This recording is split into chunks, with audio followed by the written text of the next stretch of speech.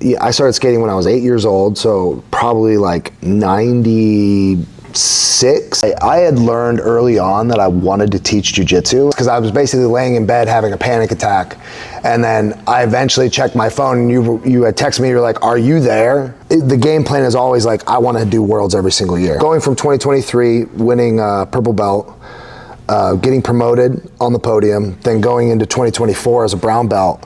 Like, yeah, like that's like the last thing on your mind, right? In that moment, like, yeah.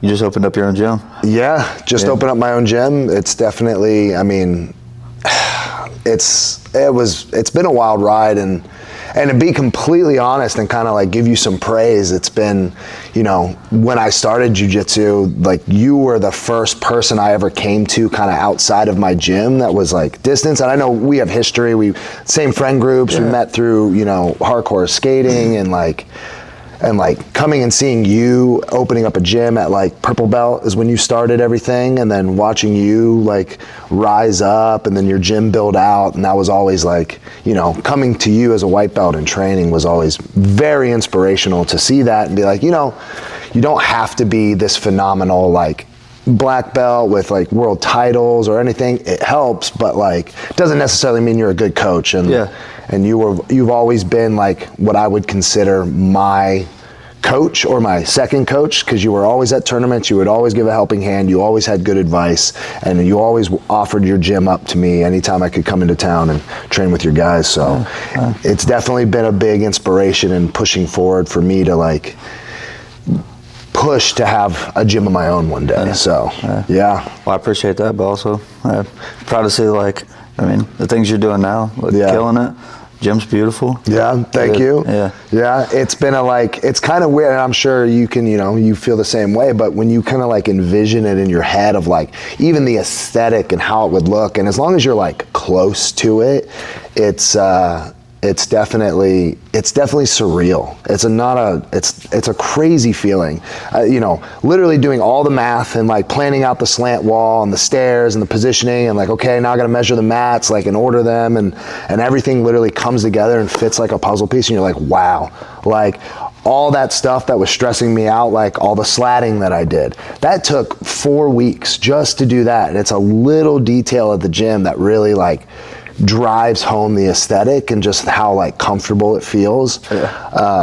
And just that, like the stress beyond that of trimming all the pieces of wood, cutting all the pieces of wood, sanding them 3 times, staining them, then polyurethaning them 3 times was just like, oh my God, I don't ever want to do that again, but it was worth it 100%. So worth it. How was the experience leaving your job and being like, all right, I'm going all in? Terrifying, like legitimately, that was pretty scary. But at the same time, you know, I had learned early on that I wanted to teach jiu-jitsu, and luckily and unfortunately, I was tossed into a teaching role early on as like a blue belt. And so I had a lot of experience teaching, and I knew that that's what I wanted to do. And leaving my job especially was hard because that was my dream job. I originally worked for a skateboard company called Quasi Skateboards, so I've skated my whole life. We've kind of met through skating, and it was a big passion of mine. So getting that job with, you know, cool people and good friends and getting to like be in the skate industry was a dream come true. So I had no plans on leaving that. Originally the idea was like, all right, I want to work this full-time job, and then I'll just teach a morning class and an evening class, and then, you know, I'll like use that as like funds to help, you know, drive the gym forward. But realistically, when it came down to like signing the lease and like knowing like, okay, I want the gym to look a certain way and I know it's going to take a lot of time, the obvious answer was I have to leave my job. So it was very terrifying, but everybody was very understanding because it wasn't just a normal job. These were my friends, these were my family. Like, they've been involved with a lot of stuff. They've helped me through a lot of bad times, and they've always been there. So it was hard leaving them, but it was all love and full understanding, and they're just like full supportive. So yeah. People that really care, I feel like, I mean, they always should understand, like, especially if it's like something where it's like, oh, this could really benefit him down the road. It's something that he wants to do, like, and I'm like, now we're gonna have to hire somebody else. Like,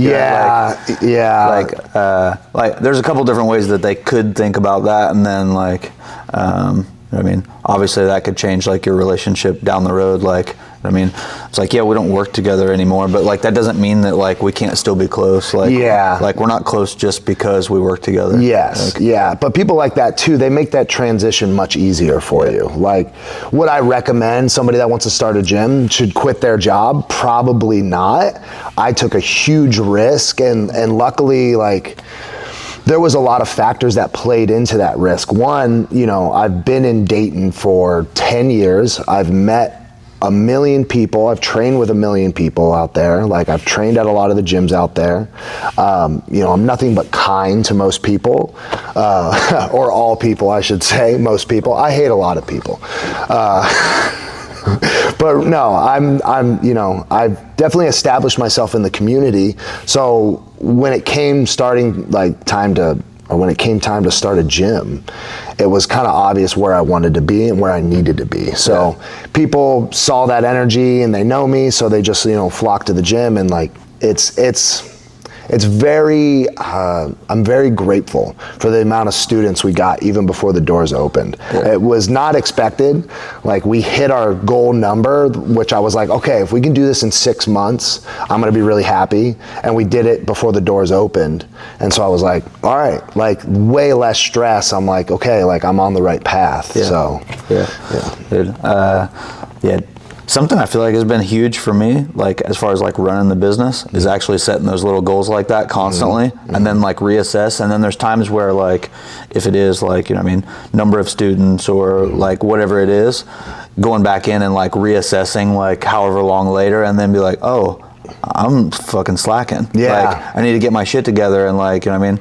Like, I used to go through like in January and be like, all right, like, these are my 10 goals for the year. I want to get these all done. I would have a list like wrote out, and then like, I mean, start hustling through as many of them as I could. And I remember like there was one year by like, I think like the end of March, I had like 8 of 10 done already. And it was like, all right, like, you know what I mean? I know I'm like hustling and like doing the things that I need to do, whether, and you know what I mean? To make those happen, like, obviously maybe I'm going to have to learn how to do other things or whatever, where it's like, oh, I need to learn how to do some marketing, or else I'm going to have to hire someone. And if I have to hire someone, then that means I need to up this number. Like, and so it's like all those things are all going to constantly play into each other. And then, I mean, here I am 10 years later, still doing majority of stuff on my own. Like, where it's like, oh, I do the marketing, I do like all the, like whatever, like, and dude, that shit adds up. For sure. I mean, you definitely paved that way, like, and like, my coach Ruben Vera, you know, he runs Queen City Grappling Club, and he's the same way. Like, he's doing all the marketing, and his Instagram, like his social media is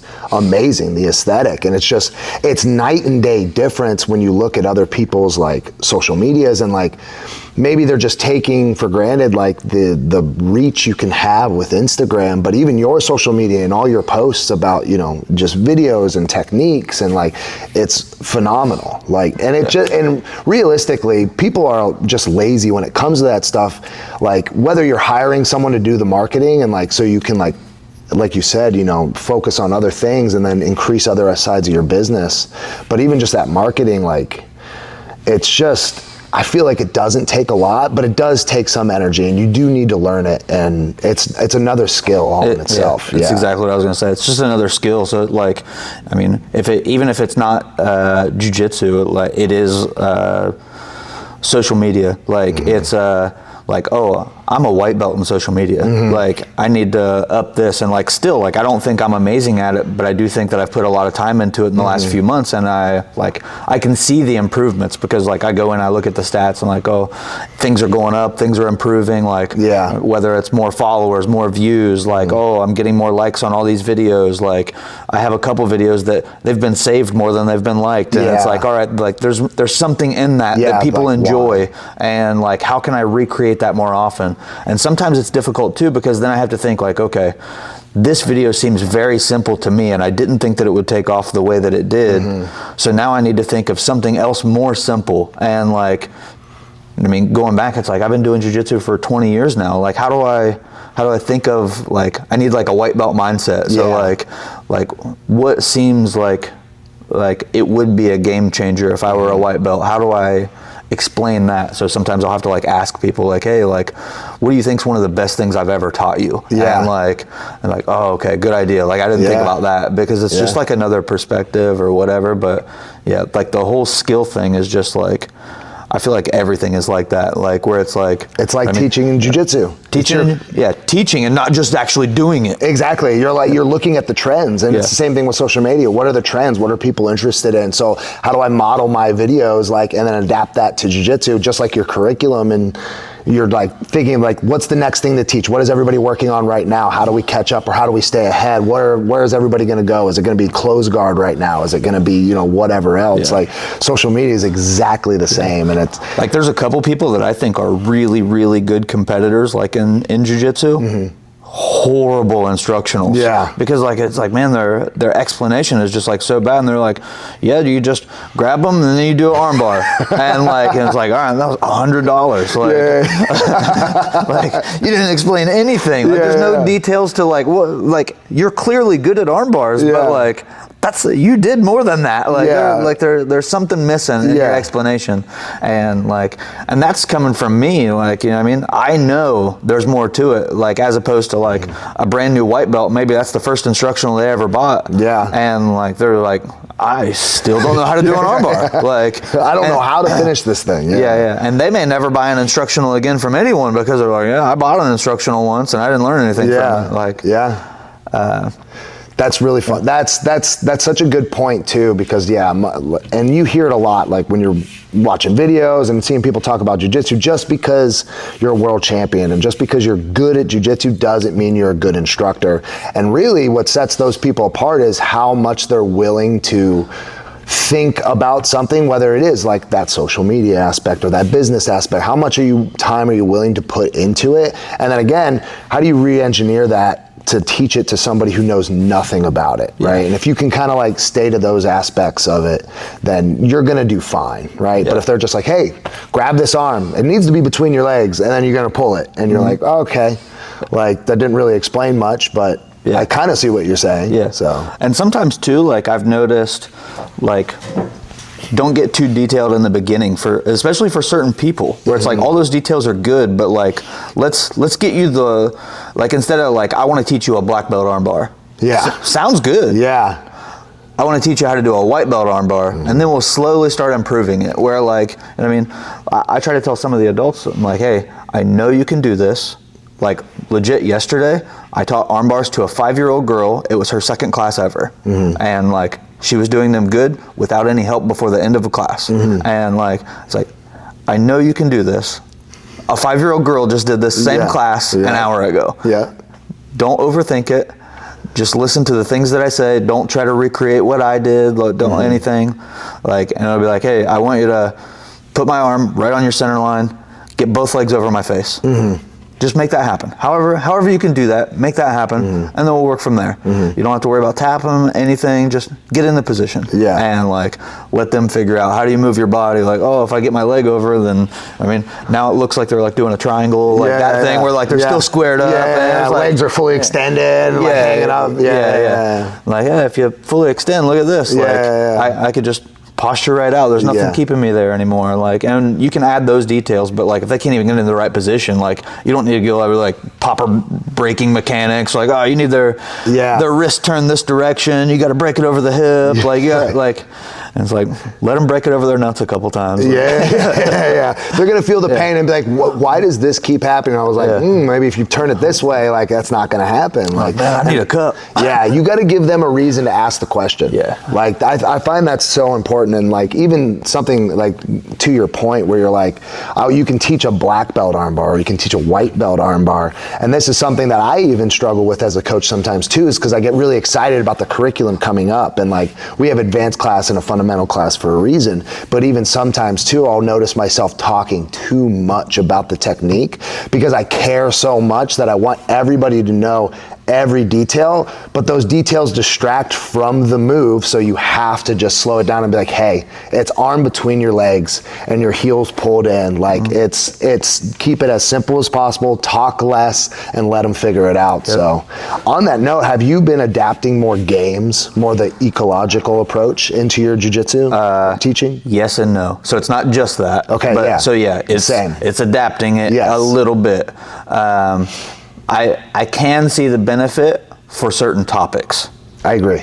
I think that there's certain topics, not so good. Yeah. And there's certain things where it's like, I don't see how you're ever going to figure that out on your own. Yes. You need some, like, you know what I mean? Like, if we're two cavemen and you're like, hey, I want you to figure out how to build a fire on your own. Like, it's like, hey, no. If you know how to build a fire, just teach me which rock to get. No, I need a specific rock, right? Yeah. Like, give me some sort of like, let me see you do it first, or you know what I mean, something. Yes. And like, I always think that will make it much easier, but like a lot of our focus this week was guard retention. And so I feel like that's a hard topic to teach. That is. There's so much. And like, so I would constantly remind people, I'm like, hey, Gordon Ryan has a lot of instructional videos on different topics. You know what his longest instructional video is? Guard retention. 12 hours on not getting the guard pass. Like, there's a lot to it. When you look at it, you're like, oh yeah, you just keep your hands up, your feet up, like, you know what I mean, don't let them get around. Yeah. And then when you're like, oh, well, now they're going to north-south, they're doing a knee cut, they're leg pummeling, they're, you know what I mean, like they're body lock passing, like, you know, it's like every little thing changes, and it's like, oh, like, you kind of have some of the same stuff in certain situations, but also like your list of priorities in certain situations is like, oh, it's different here. Like, absolutely, everything just changed. Absolutely. So I think for that, like, ecological stuff is like, and the way that I taught it was like, all right, we're gonna start like in a body lock pass, and like, we didn't go over how to finish the pass. We've done that in the past, but like, start in the body lock pass, passer, work to pass. And then the other person, you're not trying to sweep, you're not trying to submit anything. Make it through the whole round, get your guard passed as little as possible. And then as the round would end, sometimes, like, depending on like what it was, we would switch back and then do a second round. But then everybody bring it in. Okay, let me know what your problems were, and let's go through, and like, I'll let you know what I would do in that situation, like things like that. And then everybody would be like, okay, because it's the exact problem that presented themselves to them. Yes. And not just like, hey, one day someone's gonna get behind you and then they're gonna do this like inverted buggy choke from the back, and this is how you would defend that. And they're like, dude, no one's ever tried to do that to me. Like, but I mean, let them go in like, this keeps happening and I can't figure out how to stop it. And the only way I could figure out how to do that was, okay, the passer has to start in this position, and the passer has to pass like this. So like last night with standing passing, you have to stay standing until you're past the hip line. So you can't turn it back into a knee cut, you can't drop down to body lock, like whatever. If you want to circle north-south, you can. But it's all standing, outside passing, working on retention from there. Like, okay, what's our priorities from here? How should we be framing? Which hands framing? What's our feet trying to do? Like all those little things, but forcing, we have to work from this situation. This is what they have to do.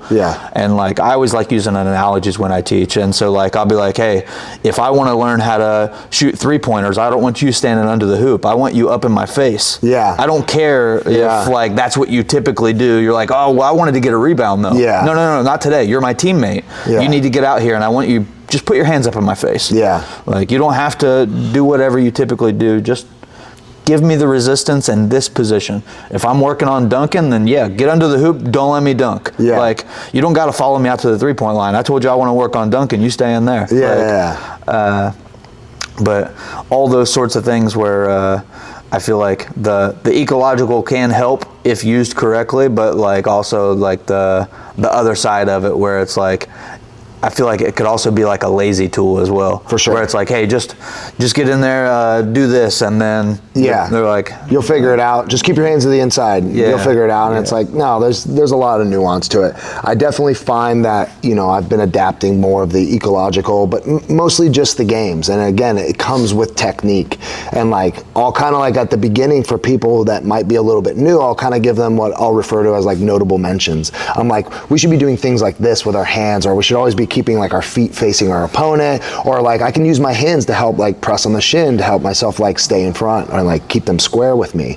Like little things that with that, and then afterwards again, we have these problems, let's discuss these problems and like start to work through it, and then we can start to drill it. And then at the end of class, it's like, okay, back to the position. We've learned this, let's see what you've learned, right? Yeah. Let's see what other problems you may encounter. Yeah. So things like that. Like I think a lot of schools are going to start adapting that a little bit more. And realistically, I think that debate, and like again, like I don't know all the science behind the ecological approach. I haven't done all the research on it. Again, I'm just listening to podcasts and other people talk about it. But I think again, a lot of people are going to start adopting it. But it really just comes down to that. I lost my train of thought. Oh no, I lost my point. But either way, I think more people are going to start adapting it. But again, everybody's been drilling, right? Or not just drilling, but everybody's been doing positional sparring. That was the original point. It comes down to most people are just like, yeah, we've been doing positional sparring, right? But you're giving them more tasks with the positional sparring. Yeah. So I think that's just what it comes down to is that, and like getting like more detailed, not just like let's do a drill from mount. Yes. Let's start in mount. We'll just go live from there. Yeah. And like getting more detailed. Like hey, we're gonna start from mount. I want you to work towards like grip fighting. Pin one of their hands to the floor. You don't even have to get a submission. Like get that hand to the floor because it'll lead to better stuff down the road. And if you can't do that part, then we got to keep working on that. Keeping it real basic. We don't need to be like, all right, like start in this position, do anything you want. Like it's too broad, and like sometimes even for me, where it's like, man, what do I want to try from here? Yeah. But like if I had someone over top of me, like, hey, I want you to like grip fight and use the grip fight to try to create back exposure. Like, and it's like, okay, that's the whole thing right there. It's like, all right, so that means I can't just pin both their hands down, their back's gonna stay on the floor. So we gotta start working to get both to the same side, and once they get to the same side, that's what's gonna start bringing their back off the floor. Yeah. And if they don't, then they're gonna open themselves up for arm bars, triangles, like all that sort of stuff, because like, they specifically don't wanna bring them together, and like, so, but I think as a coach, figuring out how to design those games or drills or whatever to get that result. Yes. And I think that like, again, like some people want to be lazy and like, or like they don't study it enough to like, okay, how can I get Dan to do the thing that I want him to do without just being like, Dan, do a triangle. Yeah. Like, yeah. And like, that's like the lazy way that then maybe you'll never figure out how to actually get to the triangle. Yes. I can show you the triangle, but if you can't ever get there, then it's useless. Exactly. And that has been a point that even back when I was teaching as a blue belt, like, which was an interesting situation, regardless, like really shouldn't be tossed into a teaching role as a blue belt. I'm teaching white belts, but yeah, exactly. You know what I mean? But I think really good things can come out of that, because again, you get so much experience with teaching.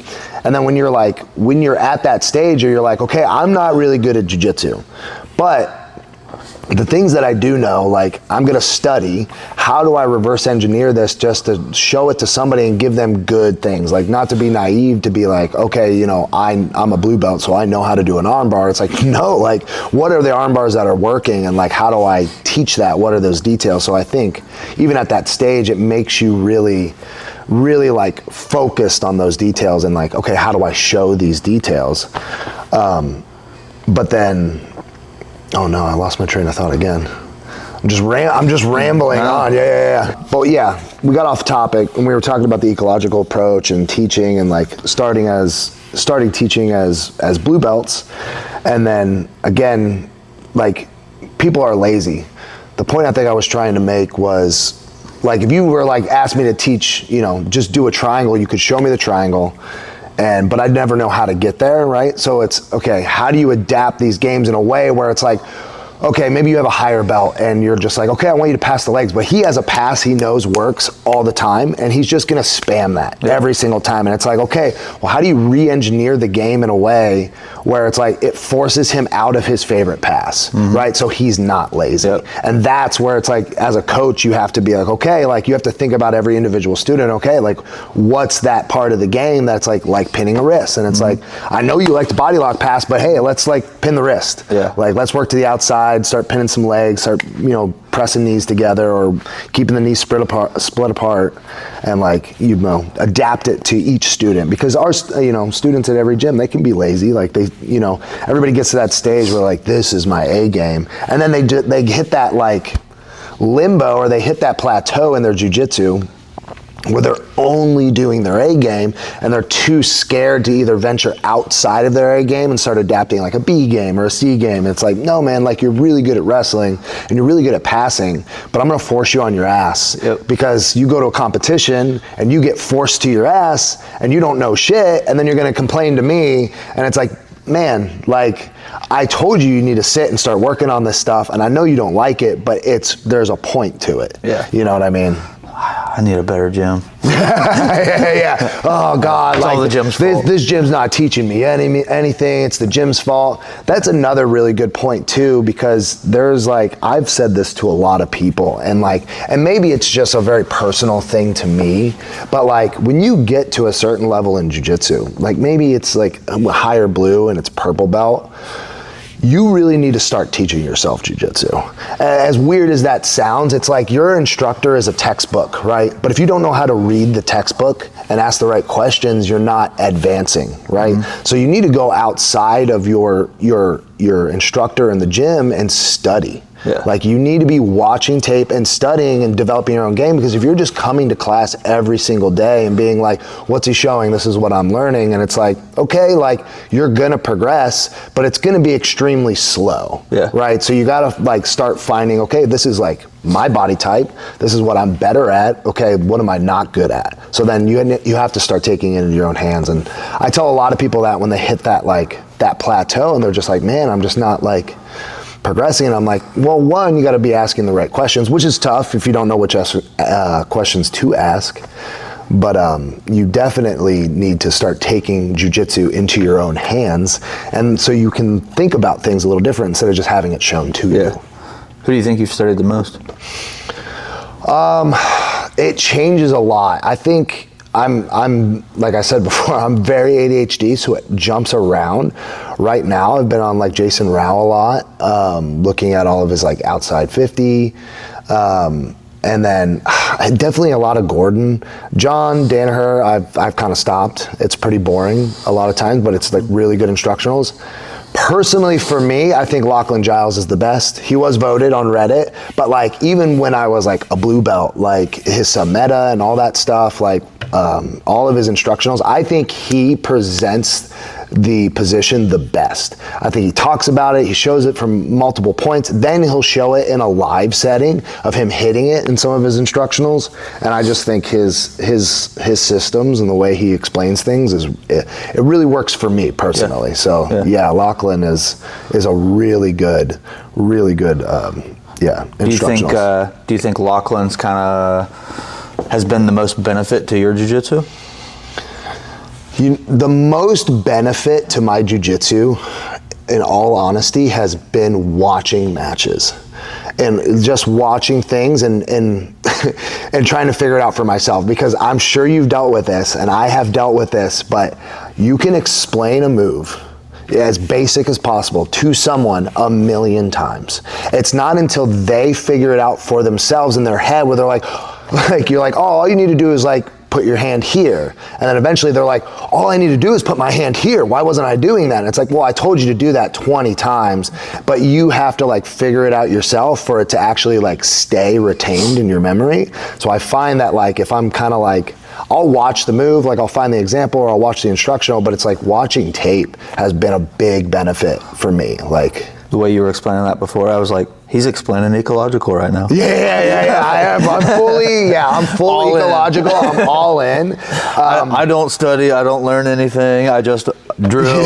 I just drill. I just try to figure it out on my own. I just try to figure it out on my own. No, and again, there's definitely that place for instructionals, and I watch a lot of instructionals, but like, I adapt a lot of my jiu-jitsu, or I make parallels with a lot of my jiu-jitsu with skateboarding. Like, I've skated my entire life. I've been skateboarding since I was 8 years old. Not so much now. I'm old. My knees are hurt from from skating, from jiu-jitsu. So, I'll do what I can when I have time. But even then, I wasn't like a big skate nerd. I watched a lot of videos. You have your favorite pro skaters and stuff, and I had a few trick tip videos, but it was more so just watching other skaters do things and being like, okay, how do I do that? Now my progression in skating was very slow. Yeah. Like, I wasn't the best skateboarder, but with jiu-jitsu, it's like, okay, no, I have to like really like, okay, watch it and study it and then see it hit live and then be like, okay, like maybe there's a little something he's doing different here that I wasn't seeing in the instructional that, more makes sense to me in my head. I never thought about this until just now. Skateboarding is basically ecological. It is. Dude, you're like, all right, I'm learning how to do a kickflip. Now I'm going to try to kickflip down 1 stair. Yeah. Now 2 stairs. Now 3 stairs. And like, you're never like, all right, I'm going to learn how to do a kickflip. Let's go do a 10 stair. Like, it's such like a progression, and like you always know that progression. And like I even remember like, this 3 stairs bigger than the other 3 stair I do, so I'm gonna try to do this one. Yeah. And like stuff like that. And it's like, in the back of your mind, like all the stuff that you've done and you're capable of and stuff like that. And it's like, let's just push it a little more and see if this one works out. Like, and it's constantly like that. And like, okay, we got to learn how to do this trick on the ground first. I can do it on the ground. And I'm going to try to do it off of a curb or like, whatever. Especially when you're a kid, you're like, oh, I kickflipped off the curb in front of my house. Like, and you're like, oh, that's huge. Like, now I'm going to try to do it down a 2 stair. And then you're like, all right, there's a 2 stair 19 blocks away. We're going to skate all the way over there. Yeah. Dude, that is a really good point. And it's really funny you even say that because this is something that I thought about recently as well, that I was like, is skating actually like a really good example for the ecological? I think so, yes. But I also think like skating could also be interpreted as drilling. Like how many times you practice the ollie and then it just slowly gets better and better and better. Now granted, where it becomes the ecological is like that try and fail. And it's like, I know I need to do this. I know I need to get the board in the air. How do I do that? Then you could go science-based and being like, okay, I have to snap my leg. I have to kick my leg in the back, jump off of 1 foot, slide my foot up, pull my back leg up to level the board out and then land on it, right? So I think it adapts both, but it does make sense that it is way more ecological because you're like, okay, yeah, like that 3 stair. I know this 3 stair is longer, so I have to skate faster. Yeah. The other 3 stair I want to do is much taller, right? But I know if I skate fast, right, I'll definitely clear it and I'll land a little bit more smooth. So it's just like that trial and error and that practice that I think skaters honestly make really good jiu-jitsu practitioners, or just people like, because just that try and fail, they're so used to it. Yeah. And it's that thrill of like, when you hit a move for the first time, you're like, fuck, I just ollied down a 5 stair. I was like, that was so sick. You hit your armbar for the first time on somebody, you're like, oh my God, that was so sick. It's the same, it's the same feeling. So that was definitely a big, like, even when I got into jiu-jitsu, like I felt that immediately. And I think that's why I fell in love with it so quick. Yeah. Mount Rushmore skateboarding. Oh no, Mount Rushmore skateboarding for me is crazy. So I'll always love Tony Hawk. Tony Hawk's definitely up there. And like, realistically, everyone's gonna say like Rodney Mullen because of course he invented so many tricks. So I would want to put him up there, but like I have my favorite skaters. I think Dylan Reeder is one of those guys who, rest in peace, like really sad of his passing, but he was like such a phenomenal. I'm literally wearing his shoes right now. I'm wearing the Dylan Reeder Huff shoes. I rock these things all the time. An amazing skater who brought a style out of skating that was just like, people still emulate it to this day. He was so amazing. He was so cool. Amazing skating, just landing things like butter. Just, he looked so cool doing it. So definitely Tony Hawk, Dylan Reeder. For me, I think a big influence when I was younger was Mike Vallely.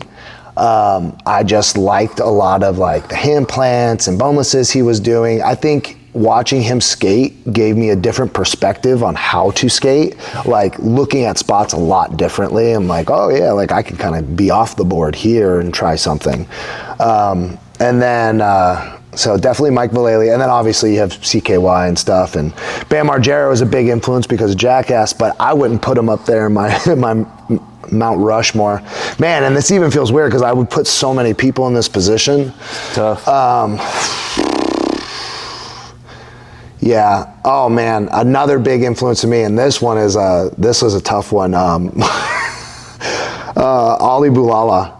Ali Boulala was like, I was like heavy punk, like really liked the Flip Sorry team, or the Sorry video is my all-time favorite video. That video is so good. So good. The soundtrack is unlike anything. It is a banger soundtrack. Even if you're not into skating, highly recommend going on YouTube and watching Sorry. Really Sorry is also very, very good, but like just every skater just in their prime. And like that was kind of our first like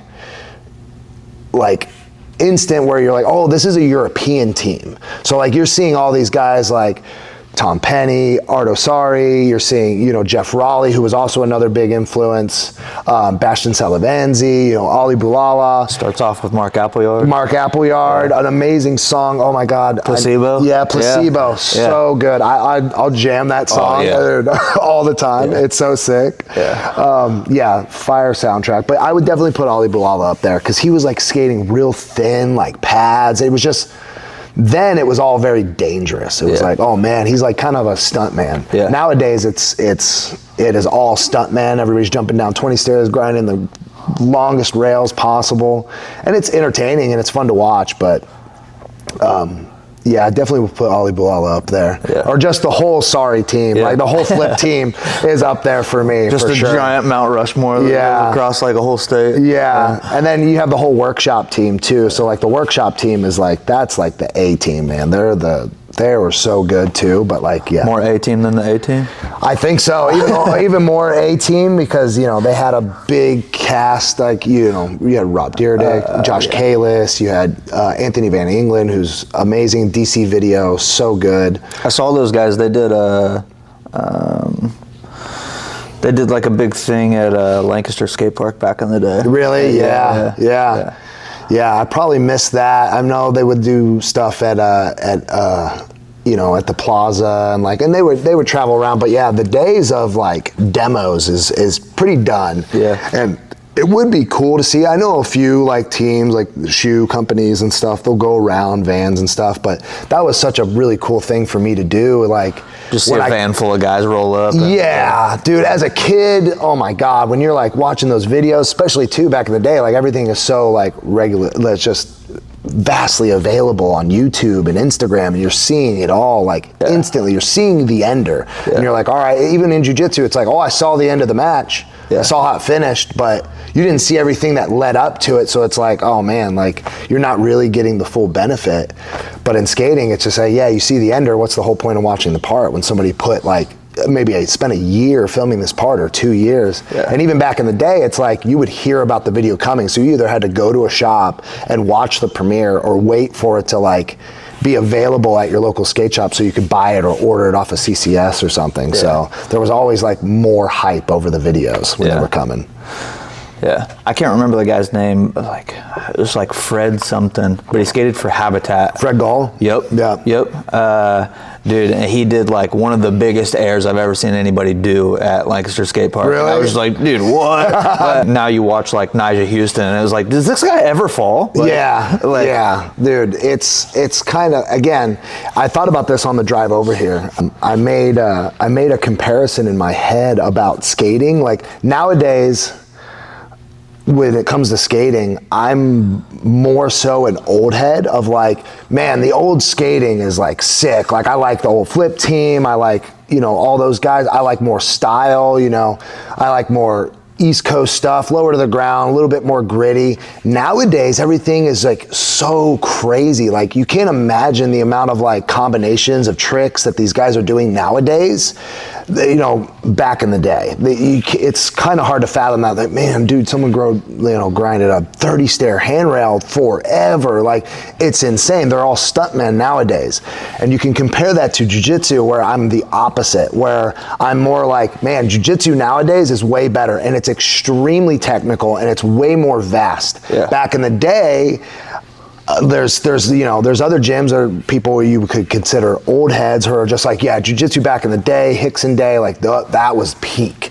Those were the best. I just like seeing, older moves, and like whether you're thinking of like sport jiu-jitsu versus like self-defense, like I'm more like that, where I'm like, back in the day skating was better versus now, even though it's clearly better nowadays because it's just so much more technical and they're doing way bigger things. I just enjoy the old stuff versus jiu-jitsu. I'm like, no, I enjoy the new stuff versus the old stuff, You show them like old skate videos now and they're like, these were the pros? Like, they're just like not doing it. Like, compared to them, they're just like not doing anything. You're just like, what? Dude, some of those videos back in the day though, I would just like, because they were on VHS, like, dude, I would rewind them, like, all right, we're watching this again. Dude, like, over and over. Some of those video parts were so good back in the day. Like I remember watching Jamie Thomas over and over and over and over. And I remember, like, some of the stairs that I would try to do tricks down, I would get so mad at myself, like, why do I keep kicking away? Why do I keep kicking away? And then, like, in my mind, I'd be like, all right, you're Jamie Thomas. And, like, I would just, like, ollie him, like, oh my God, I fucking did it. Like, and it was like, just like, oh, just stick with it. And like, you know what I mean? Like, he just holds everything up in the air while he's in the air, and then just put it down. Every jump to you is the leap of faith. Yeah. Just like I'm like, Jamie, I'm going to just do it, man. Just land on the board. If it breaks, it breaks. Do you have like a specific thing in skateboarding where you're like, that's the coolest thing I ever did? That's a really good question. Coolest thing I ever did. That's a tough one. Because I never really filmed any video parts with like friends or anything, and I would have a couple of clips here and there, but it's crazy. I skated for a long time, but I didn't really start getting like better at skating until I like graduated high school, and like I was like more like skating all the time and like less scared of getting hurt, I guess. But I don't know, the coolest thing I ever did. That's something I have to really think on. I definitely, man, that's a tough one. Because now I'm like getting really into the memory banks to be like, what did I even do? I was practicing. There was a time where I was really good at transition, and I wasn't so scared of it. And I would we have in our town where I grew up, Delaware, Ohio, we have a local skate park, and then we had this bowl, and I would air out of transition into the other section, so I thought that was really cool, like when I could actually do airs and grabs and transition through. I'm like, hell yeah, this is sick. Now I'm terrified. I would never do that. Like, put some knee pads on me and like a helmet, and I might give it a try, but even still, I might have to stand up there for an hour and be like, I don't know about this, guys. But yeah, I thought that was pretty cool. We had it on film somewhere, and I probably have a tape somewhere, and I just cannot find it. I have there's this one tape in my life that is eluding me. I don't know where it is. I've searched my parents' house for it. I've searched through all of my stuff. I wish I could find it. It has me skating in 2008 at Love Park in Philadelphia. It has me skating the bowl, hitting the air. It has it has my whole set list of my band playing at Bernie's in Columbus. There's a whole set. It has so many really good memories on it that I'm like, I gotta find that fucking tape. And I just can't. It's just gone, man. Yeah, I had so much cool footage on an old computer that dude, I don't even at some point I just got rid of it or whatever, and obviously not thinking oh, one day I might want to look back on that and oh my God, what did I do? But dude, I had so much old skate footage where we would just go out and just film random stuff like we did back in the day, especially with old handheld camcorders. Now you can just pull your phone out and film but yeah, it's just so back then it's you were lucky if you had a friend whose parents had a camera and you could use that. Like, so like getting things on film was very difficult. So, and then even still, if you had like your small town or whatever, and there's like skaters and there's like one of them has a camera and it's like, well, now you got to kind of be cool with those skaters. Yeah. And like, are you even good enough that they're willing to film you? Like, so yeah, it's just one of those things where nowadays, just the phone. And the same thing to your point too, where it's like kids are like going to the skate park and they're seeing things available. Back in the day, we had to wait for the videos to come out to be like, see somebody do something like, wow, that's possible. Like I saw, not politically correct nowadays, but the move was called a sex change, where you do a kickflip and like you can cross your ankles, or was it the 180? Sex change where your body does a 180. Okay, maybe that's it. The board flips and then you spin. Yeah, that's the sex change. Yeah, you're right. Yeah. There was one that I saw Ali Boulala do. Or not Ali Boulala, where sorry. He crosses his legs? Yeah. Bastion Televanzi, he does the kickflip and he crosses his legs and just lands like that. I don't even know what that's called, and I was just like, what the hell was that? So then I, for no reason, got really good at that move. Yeah. It's like the buggy choke of skateboarding. Yeah. I'm like, oh yeah, I should totally land like this and absolutely eat shit. Blow both knees out. Yeah. Well, I almost did it though. Yeah, I almost did it. Yeah. Did you have a spot that you were like, this is where I learned to skate? And that, do you drive by it and you're like, oh yeah? Dude, I spent so much time at Everett Skate Park back in the day. Really? Like, dude, back when, like, Everett Skate Park now is not what it used to be. Like, back in the day, it used to be like 3 metal ramps and like 1 little tiny flat rail that was like 8 inches off the ground. Yeah. And like, or it's all wood and it's falling apart and like it's just not weathered and like, or it's all weathered and like. Dude, we had the all metal ones, and especially like midsummer. It didn't matter how hard you fell, you are getting right back up. Because if not, like, you're getting cooked. Dude, yeah. Like the ramps would get so hot and like, I remember like falling on the mini ramp and just boom, straight to flat bottom, and you're like, oh, I'm up. Terrible. Yeah. We in Delaware, we didn't get a park until 2006, I want to say. So like I started skating when I was 8 years old, so probably like 96 or 97. And eventually, like when I got old enough, I could like go downtown and skate, and like it wasn't far, it was like 3 miles to skate, but there was a little school next to me called Carlisle Elementary School. It had a bunch of curbs, it had some wooden benches, and it had a bank, and then there was a 3-stair out back that was off of they had trailers out back. There was like another section of the school, not attached to the school, it's literally just trailers, and it had a wooden like deck, and then there was 3 stairs, and then you landed, like you would jump off the stairs and you would land on concrete that was like sloping into the stairs, and it was completely fucked up, so you had to go fast on all this wood, which was so like weathered and fucked up, and jump past the gap, which was terrifying. Just like tons of gravel, but like it was like the perfect spot to learn how to like jump up curbs, grind curbs, we'd wax, curbs, and then like hit the ledges and stuff. So like that was like my spot growing up where I learned all my tricks there. I had another spot that was right next to my house. It was an old gas station.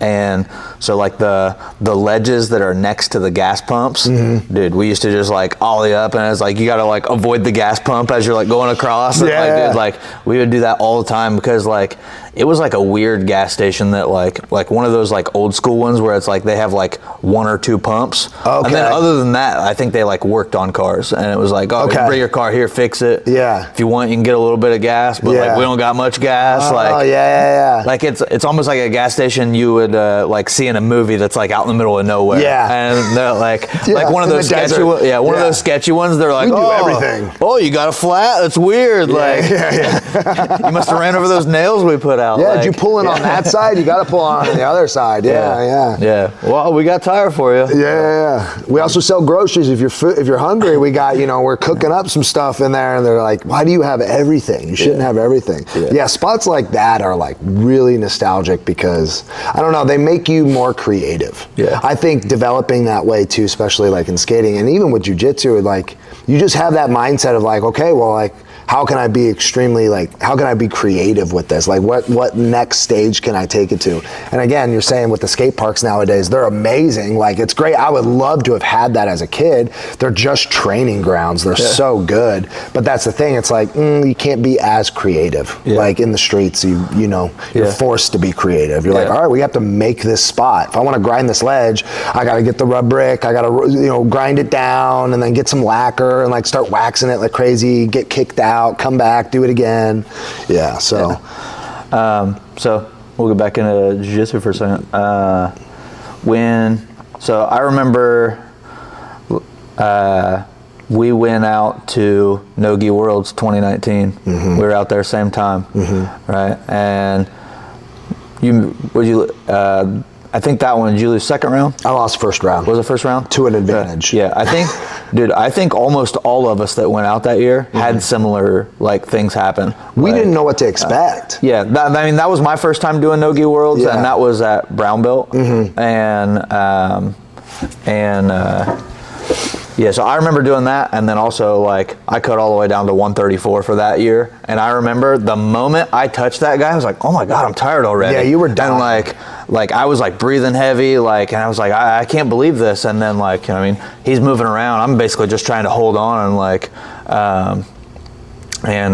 so that was like a terrible showing for me, I felt like. But then like I felt like almost like all of our like friend group was like, oh, first or second round.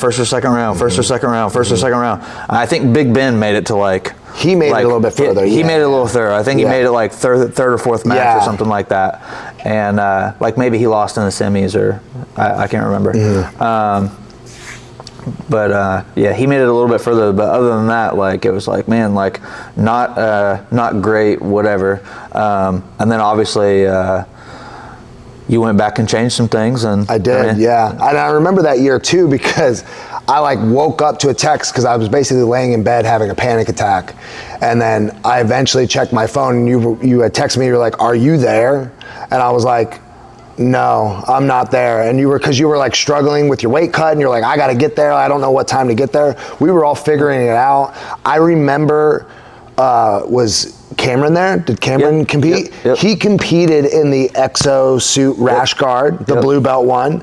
And then it was either Nick or Ben went to compete in the same rash guard, and they were like, you can't wear that rash guard. And it was like, we literally just saw that, and then he had to run and buy another rash guard. Like a King's rash guard. Yeah, King's blue belt rash guard, which was insane. It's like, no, the people are competing out there in that rash guard, and now you're just denying me. Luckily, they sell things, but it's almost like a scam. It's just like, nah, you can't wear that rash guard this time. Like, you got to go and buy another one.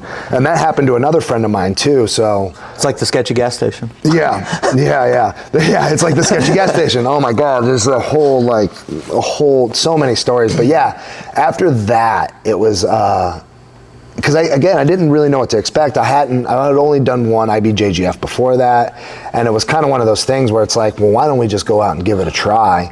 And then I think all of us were just kind of like, wow, okay, that sucked. We weren't prepared. Like, so just change the game plan completely and like, okay, what are the things that I need? I need to be better at wrestling. I need a better front headlock game. I can't be as campy and like waiting for things to happen because he's not gonna make things happen. I need to initiate. I need to be like on the attack, constantly making things happen if I want to actually like succeed and win in these matches. So at that time too, I was still coaching. I was a blue belt and I was coaching at the gym I was currently at. And you know, I had like 15 students under me, but like after that was a big realization where it's like, you know, Ruben Vera had opened up a gym and he was in town and I was cross training with him a little bit, but it was like, I need to make a switch because my jiu-jitsu was suffering, and it was really hard to make that switch, especially having students like under me, and like I feel a deep like loyalty to like whoever like I'm working with or like I'm under. And you know, at that time that gym really helped me out because I had hit a place struggling financially where it's like I couldn't even afford jiu-jitsu. So they were like, you know, you help teach and then you can train for free. And I'm like, well, that's a great deal. Also, I shouldn't be teaching, but like, you know, eager white belt at the time, I'm just like, yeah, I'll teach. Like I'll jump into it. And then you know, got my blue belt, did that, then made that switch and everything changed. Like my coach, he had a good game plan. They were heavily wrestling, and like those were the things that I needed. And then my game started to develop, and then we went on this large run where I got in a lot of IBJJF competitions. Went to Nashville twice, went to New Orleans, went to Indianapolis, like traveled all over competing at a bunch of IBJJFs and being like, okay, this style right now is working. This is what I need to do to win these matches. And that's what like propelled me into that next, like, because COVID hit too, which was also a big catalyst of like, I need to switch somewhere. Like there was not much training going on. So that helped the switch. So it was 2022 that went back and actually like did a lot better. Yeah. My preparation was tough. 2022 is purple belt? No, blue belt. Blue belt still? Blue belt. Yeah. So went back again as a blue belt because I couldn't go because of COVID in 2020. And then did you do 21? I didn't do 21. I don't know. 21 was in Dallas. Maybe it was. No, it was 2022. Yeah, I didn't do 2020. I didn't do 2021. I did 2022. Trained really hard, traveled all over, spent a lot of money like going to all these IBJJFs and competing and then getting my rank up for that seed. And luckily, I had one bye, which was nice. I think I had a bye. Yeah, I did. I had one bye, which was nice. So I only needed 4 matches to win and ended up having like a terrible fever. Like all that week I was severely sick. Our hotel, I booked a really shitty hotel. I was like, oh, it's so cheap. It's like $55 a night. And then there's literally a guy trying to mug us outside my hotel room. Like there was a gas station next door. Things got sketchy. He was like leaning over my shoulder, looking at my credit cards and stuff. And I was like, oh my God, like what is going on? And then somehow we drive around the block, come back to the hotel, which is right next to the gas station. The dude's standing in front of our room. So I was like, we need to get another hotel room. This is insane. Got another hotel room, then booked another one for the rest of the week. And then I'm just sick laying in bed all week and then have a fever and compete. But like I'm competing well. So now at this point, I know how to compete. Like I know what I need to be doing. I know I need to be initiating and I can like push myself. So I'm like puking after every match, eventually make it to the finals. And then I'm going up against this guy who we've stayed in touch and he beat me in Nashville previous. His name's Cam Hurd, who's a D1 wrestler at Virginia Tech. And he's really freaking good. He's actually been making like big waves in the ADCC now. He's like one of the last. I think I saw him on PGF. Yeah, he's been on PGF like 3 times now. Yeah. Phenomenal grappler, phenomenal wrestler. And like I kind of had a game plan for him, but couldn't initiate anything and ended up getting subbed in the finals. But it was a big like stark contrast from the from 2019 to 2022 and making all those changes. Like, man, this is very possible. Yeah. Like if I'm sick and not well and I made it to the finals, what can I do when I'm really healthy? Yeah. So do you feel like the whole game plan of the rule set and everything is kind of what like changed everything for you? 100%. Yeah, absolutely. Because some of those people, they're going to play those advantages. Like in 2019, I shot in from really far away with no connections, really bad, and the guy put me in a front headlock. And the way I escaped the front headlock looked like it was a threat. So they gave him an advantage point for that. And then he never took a shot the entire time. I'm trying to like set up like my shitty wrestling at the time, and I could get nothing out. And I was like, okay, like last minute I'm gonna go. Like I'm gonna go hard. 1 minute is not long enough to get anything going. Yeah. It's just not. So full game plan change and just like learning the rule set and being like, okay, I'm gonna avoid all of this stuff, like figure out how to circle. Are they keeping their back to the edge? And it's like, all right, well then like walk them out of bounds, get them a warning. Like if they're going to play that kind of game, and it's like, okay, well now you're forcing me to play that game, right? Yeah. As long as you can like initiate your takedowns and your game, like it's not that hard. Yeah. 2022 was blue belt. 23 purple. 23 purple. Yep. Okay. Went back the next year with a same game plan, same style, right? But I had at this point, I'm like developing certain techniques where I'm like, okay, I think this is going to be my avenue for victory. It's going to be wrestling for sure. It's going to be outside passing because I'm like, a lot of people are going to either try to pull. They're either going to be a competent wrestler or they're going to pull and just try to get to my ankles, right? So that was kind of what I was expecting. That year, there was a big shift in my training where I was like, okay, I keep getting sick for all these big competitions. So I toned back my jiu-jitsu just slightly. Like I wasn't doing competition classes, and I increased my strength and conditioning. So I started working with a strength and conditioning coach who was getting my physicality up, and we were doing a lot of cardio style lifting. So like I'm getting my cardio in, and then my diet was huge. So like I thought I kind of knew how to diet and cut weight, and then I had a nutritionist. Well, luckily, like my beautiful partner is a nutritionist, so I get free nutrition coaching, and she's like, we're gonna do it like this. So something I wouldn't normally do day of weigh-ins is eat anything. I'd be like, I just gotta weigh in first, and then I'll like hydrate and eat. And she's like, no, like check your weight. Like you're gonna eat 4 eggs right now, and then in an hour you're gonna eat a yogurt. And I'm like, no, like I always like second guess her every step of the way. I'm like, this doesn't feel right. She's like, it's math, it's fine. And then sure enough, I'm underweight and I'm eating and I'm fed and I'm hydrated. I'm like, oh wow.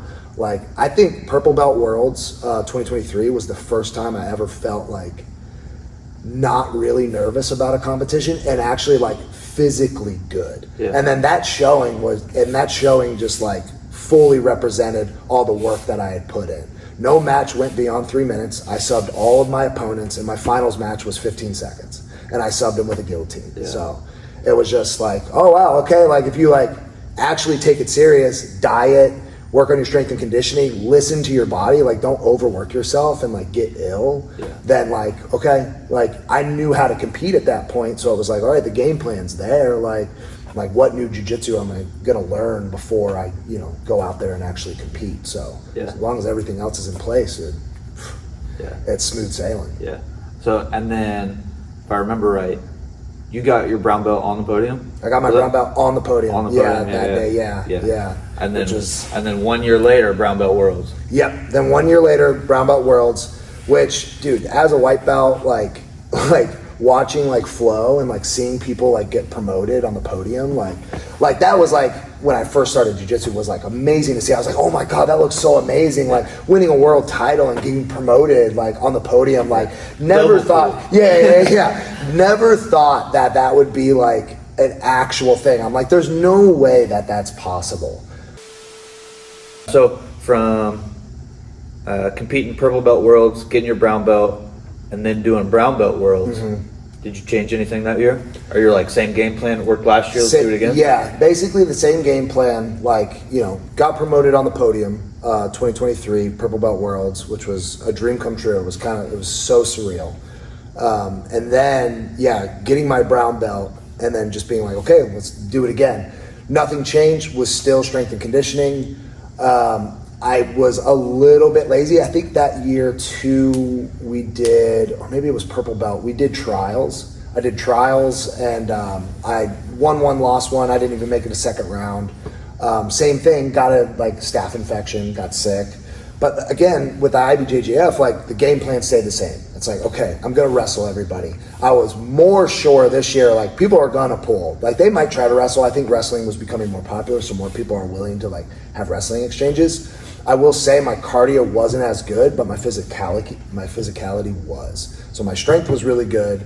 My diet was actually a lot harder that year. I started a little bit later, and I had just put on more. I was just like lifting a lot, so I put on a lot of muscle mass. So and I've always stayed really lean. So that cut to 175 was a lot more difficult.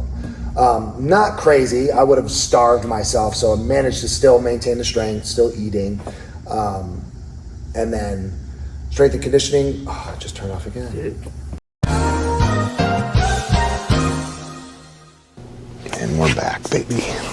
Yeah, so brown belt, and then so you said like your strength and conditioning changed a little bit that year, or? Well, slightly. So in all honesty, it was kind of,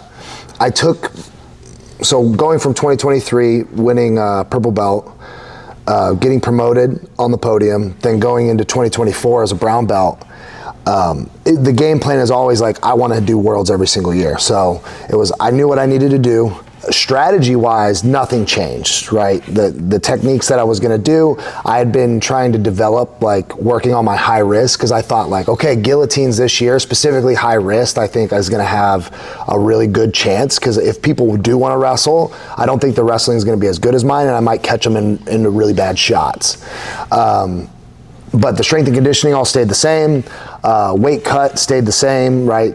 Still working with a nutritionist, but that weight cut was a little harder that year because I had just been lifting much more just for fun, and I put on too much lean body mass, so then the weight cut was like, it was pretty difficult. It was kind of miserable, had to starve myself a little, but it all paid off at the end. Like, I'm standing on the scale getting ready to weigh in, I've got like 2 like protein bars, and I'm like, okay, I'm still underweight, I can eat these things, like, and like bottles of water and stuff. So I felt really good. My performance wasn't as good as Purple Belt Worlds. Again, I wasn't really nervous for brown belt. I was just like, oh, won last year, like, we'll see what happens this year. I was kind of just like, I was taking it serious, but I didn't put myself up like, oh man, I'm gonna win it again.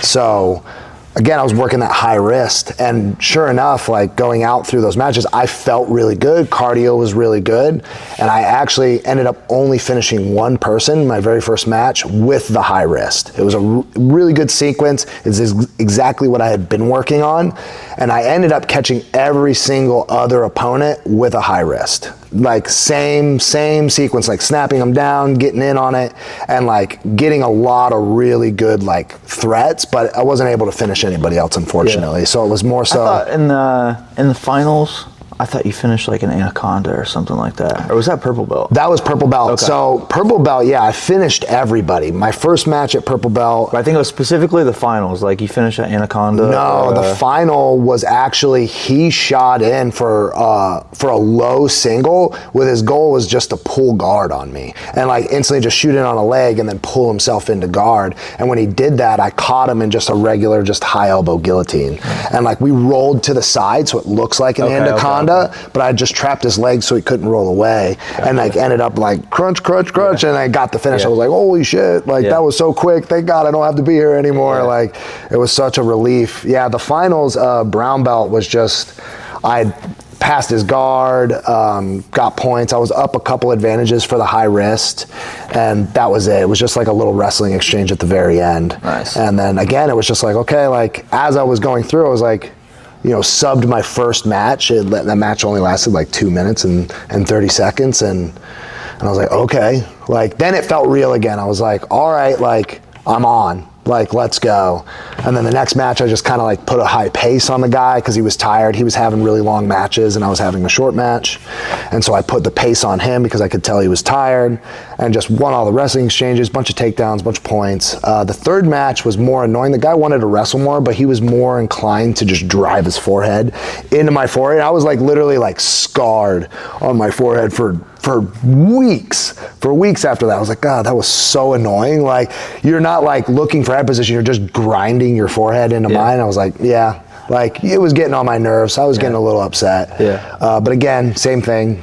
Takedowns, pass, like couldn't get off any of my submissions because again I had been focusing on the high wrist, and I think this year when I go out it's going to be really heavily focusing on back takes. If I can get to the back, maintain the back, get points, and then switch to a body triangle and just keep them there as long as possible, I think that's the avenue for this year. So again, nothing really. Strength and conditioning, diet matters so much. I cannot stress that enough. What do you do differently about your diet that you feel like makes it different? Is it like counting calories or like macros? Or macros, calories, and again, it's all handled for me. So like I have my lovely partner is just like, you eat this. I'm like, yes. Like I don't have to think about it. It's great. And if you're serious, pay for someone to do that, or like work with a meal plan and have them ship those meals to you, because that stuff it just really matters. And again, it's counting macros, counting, your carbs, your protein, super heavy. That is something else too. Even with lifting, it's like, you know, I have a really high metabolism, but like I don't always find time to eat. Yeah. And like, that's how I am. Dude, eating and meeting your protein goals minimal, like just as basic as it gets, you know, 1 gram of protein per body weight, you need to be hitting that for maintenance. That's just maintenance. So like to be like, oh, I want to get strong, which my intention for trials this year in next month in November, I'm going up in weight. So I'm going to do like the 192, I'm going to do the 88. So I'm like, because I think, again, I've put on muscle mass and I'm like, that weight cut to 169, that's rough. Yeah. That's a rough weight cut. Yeah. So IBJJF, you do 75? 75, yeah, I'll do middleweight. Potentially might go up. I have some friends in that weight class too, that are in that middle heavyweight division, but they might be doing, well, I don't know if he's doing brown belt this year or not, but he's about to compete at Pans. It's funny, my buddy that I'm talking about, Richard Roby, I'm sorry if I'm saying your fucking last name wrong. Dude, he trains out of Pittsburgh, phenomenal.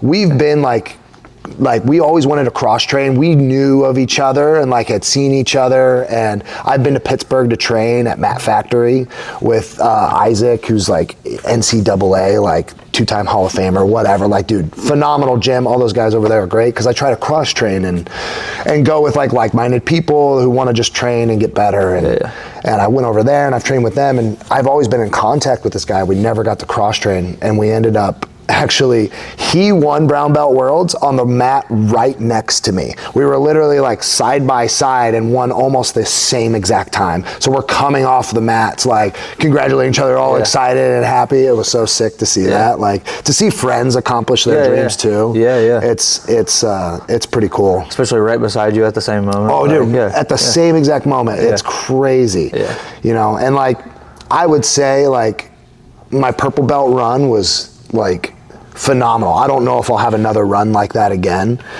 Just submitting everybody and submitting them as quickly as possible.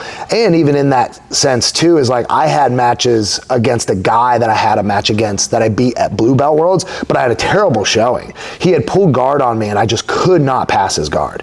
And I ended up winning on, I think I won on one advantage, which is just horseshit, and I feel bad for him because I've been there. I did that in 2019 and it absolutely sucks. But could not pass his guard. But that year at Purple Belt in 2023, he decided to wrestle me. And I was like, well, that's a mistake. So, and I ended up finishing a rear naked choke from standing. Yeah, club and dump. He turned, gave up his back, got to his back. He tripoded up, and then as he was standing up, I just jumped to the back with a fully rear naked choke. And it's like in the camera, that's all you see is like our faces. You just see me grinning my teeth, like rotating my elbow, trying to get the finish, and then finish him. And I'm just like, all right, glad that's over. Like, I got back the actual like win on that one. So,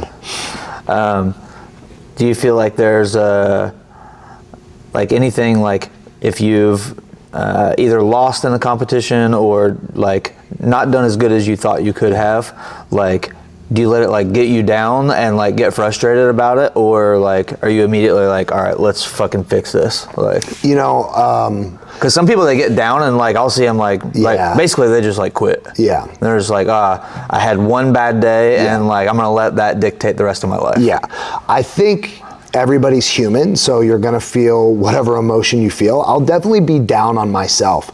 I'm never mad. I always say to like even my students, like I'd rather lose to somebody that I know is just way better than me than me letting myself down. Like I didn't train properly, I wasn't prepared enough, or I gassed out, I didn't try hard enough, something like that. I want to take all those factors out. That way I can be like, yeah, he was just better than me. And that doesn't make me feel bad. Yeah. I feel really bad and mad at myself when I'm like, I could have done better. Yeah. Or like I had that opportunity. So it's okay to like lose a match and be upset with yourself, but you can't let that just dictate the rest of your training. Yeah. You need to like, you're gonna feel like, man, like upset right after it happens, but you need to learn from that and move on because it's a great learning opportunity. I've made all my best progression off of losses that I probably should have won. Yeah. If the guy's just flat out better than me, I'm like, awesome. There's a lot I need to work on. It's just kind of like an awakening. So it's okay to be mad at yourself, but you really just need to okay, what could you have fixed? What could you have done different? Recognize that and move forward. You can't linger. You just can't. I think I've had 2 matches specifically where I can remember I was bummed out with myself, not crazy, but bummed out with myself, mostly just because it's I know I'm so much better than what I just showed right there, and that was the part that bummed me out the most. Is I know I could have done better, and I wish I could show everybody what I know I'm capable of. And sometimes one match specifically, I was all right, somebody who just did EBI, I got a super fight with them, we're the main event, there's people under us, dude, I'm the main event of this Zapatero card, and it was when I had a match against Joe Bays, and I had a match against Joe Bays, and dude, PJ Barch and Jason Rao are on the undercard, and I'm just dude, what is this? These guys are better than me, I'm admitting that they're better than me, but I got so wrapped up in all right, he's gonna go for a straight foot lock. I know he is. I've watched him compete before. I've been to a seminar of his before, things like that. He's gonna go for a straight foot lock. So everything was all right, I'm gonna let people start in straight foot locks. I'm gonna work my escapes. Now I'm gonna work on preventing them, things like that.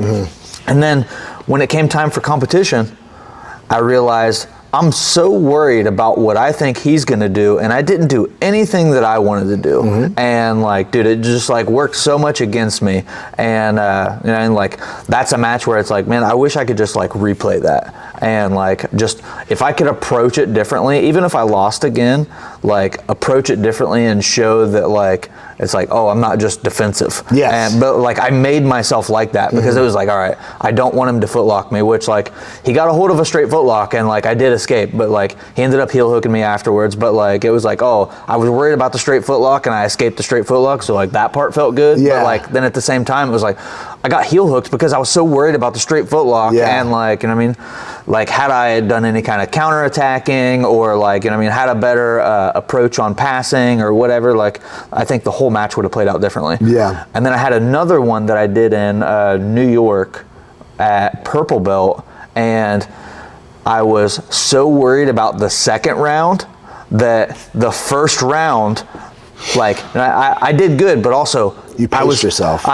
I was so nervous. If I win this match, my second match is Nicky Ryan.